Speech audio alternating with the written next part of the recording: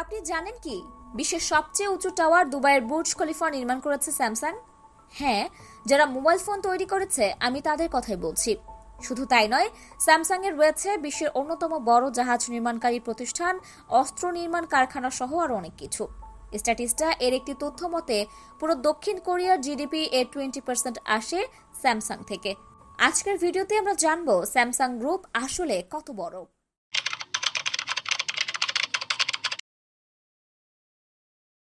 Samsung এর ইতিহাস। Samsung এর যাত্রা শুরু হয় 1938 সালের 1 মার্চ। স্যামসাং এর প্রতিষ্ঠাতার নাম লি বুয়াং। স্যামসাং শব্দের অর্থ 3 স্টার। প্রথম দিকে স্যামসাং একটি ট্রেডিং কোম্পানি ছিল যারা দেশীয় নুডলস এবং নিত্য প্রয়োজনীয় জিনিস চায়নাতে এক্সপোর্ট করত। কোরিয়ার যুদ্ধের পর লি বুয়াং টেক্সটাইল মিলস প্রতিষ্ঠা করেন। দেশের অর্থনীতিকে উন্নয়ন করতে লি বুয়াং ইন্ডাস্ট্রিয়ালাইজেশনে বেশি ফোকাস করতে থাকে। দক্ষিণ কোরিয়ার সরকার সহজ শর্তে ঋণ দেওয়া শুরু করলে 1950 সালে স্যামসাং দক্ষিণ কোরিয়ার 3টি বাণিজ্যিক ব্যাংক, ইন্স্যুরেন্স কোম্পানি, সিমেন্ট কোম্পানির মতো বেশ কিছু কোম্পানি অধিগ্রহণ করেন। 1960 সালে তারা তেল পরিশোধন কোম্পানি, নাইলন কোম্পানির মতো আরও কিছু কোম্পানি অধিগ্রহণ করেন। তারপর থেকে এখন পর্যন্ত স্যামসাং তাদের ব্যবসাকে প্রযুক্তি, খাদ্য, কেমিক্যাল, অর্থনৈতিক সহ বিভিন্ন খাতে সমৃদ্ধ করছে। এখন আসা যাক স্যামসাং আসলে কত বড়। স্যামসাং এর অধীনে প্রায় 80টির মতো অ্যাফিলিয়েটেড বিজনেস রয়েছে। প্রথমে আসা যাক স্যামসাং ইলেকট্রনিক্সে বিশ্বের সবচেয়ে বেশি টিভি তৈরি করে স্যামসাং।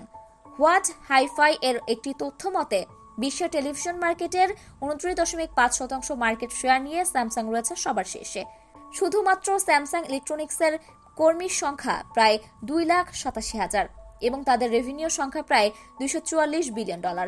স্যামসাং বিশ্বের দ্বিতীয় মোবাইল ম্যানুফ্যাকচারিং কোম্পানি এবং মোবাইল মার্কেটে 27.1% মার্কেট শেয়ার নিয়ে অ্যাপলের পরই আছে স্যামসাং এর অবস্থান।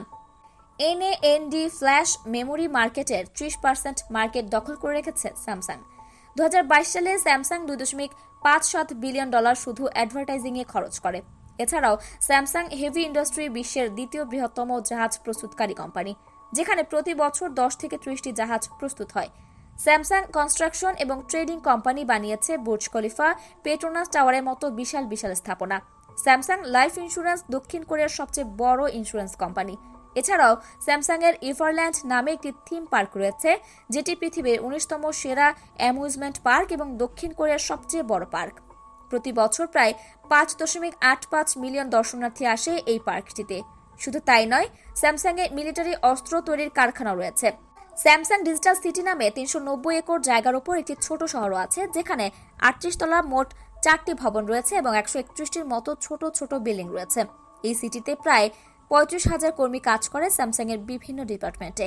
স্যামসাং এর কর্মরত কর্মীদের সন্তানদের জন্য 150 জনের মতো শিক্ষক রাখা হয়েছে। স্যামসাং লায়ন নামে স্যামসাং এর একটি বাস্কেটবল টিমও রয়েছে। এছাড়াও স্যামসাং এর বিভিন্ন আর্থিক প্রতিষ্ঠানগুলোর মধ্যে রয়েছে Samsung capital, Samsung fire and marine insurance, Samsung investment trust management, Samsung life insurance, Samsung securities, Samsung venture investment ইত্যাদি। আর্টিফিশিয়াল ইন্টেলিজেন্স নিয়ে কাজ করার জন্য রয়েছে স্যামসাং অ্যাডভান্সড টেকনোলজি। মোটামুটি স্যামসাংকে যদি আলাদা দেশ বানানো হতো তাহলে স্যামসাং একটি উন্নত দেশ হতো। কিছু দেশের জিডিপির চেয়ে স্যামসাং এর রেভিনিউ কয়েক গুণ বেশি। আমাদের আজকের ভিডিও এই পর্যন্তই।